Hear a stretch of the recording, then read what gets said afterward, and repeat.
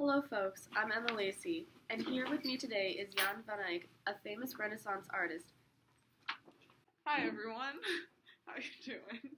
So Mr. van Eyck, tell me a little bit about yourself. I was born in Melisque, Belgium. I'm a painter and a valet de chambre et peintre, or also known as the honorary equerry and painter to the Duke of Burgundy. I perfected oil painting, which was a newly invented style at the time. I'm also known for symbolistic and hyper-realistic paintings. What inspired you to start painting? Well, all of my siblings were artists, which inspired me to follow after their example. My work became known to the Duke of Burgundy, who hired me to paint, decorate, engrave, design costumes, paint shields, stain banners, and color statues at his manor. What gave you the credit of being a great artist of your time? I perfected an oil glazing technique which replaced the earlier Eyck tempera method, which allowed for more realistic paintings.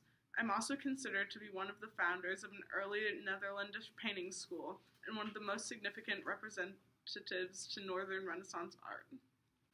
You've painted several pieces. Is there one you would consider your masterpiece? Not to brag, but I'd like to say my masterpiece is the Adoration of the Mystic Lamb. It's an actual altarpiece in the cathedral at Ghent. What themes do your work show? I paint naturalistic portraits and religious subjects, and I often include disguised religious symbols in my works. The Arnefalini portrait is one of your best-known paintings. Could you explain its significance? It's a painting that depicts a wealthy couple that came from rich banking families. It represents a legal wedding binding the two families. I portrayed strong gender roles in the piece. The woman is standing by the bed, representing her as the caretaker of the house, and the man is standing by the window, representing his work in the world. One thing people find surprising is that the woman in the painting isn't pregnant, but instead is following a fashion of the time. If you look closely at the mirror in the background, you can see two figures in the doorway, possibly representing witnesses that would make the marriage legal. Another one of your most influential works is the Madonna and Chancellor Rollin. What were you trying to get across in this painting? I use this painting to combine the earthly world with God's.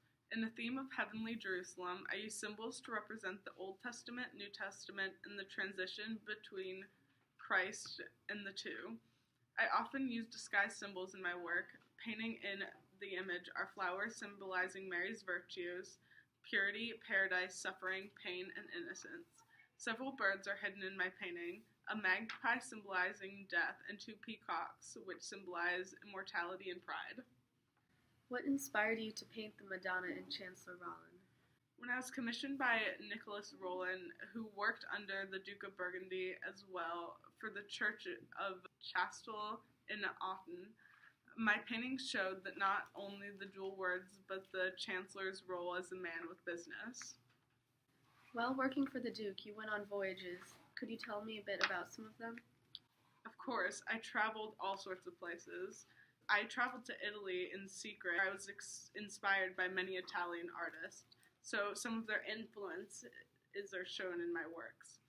I also lived in Lille for 2 years, where I decorated several residential houses, and also to Portugal, where I painted my renowned portrait of Isabella. Thank you so much for your time. Ladies and gentlemen, give a hand for Jan van Eyck.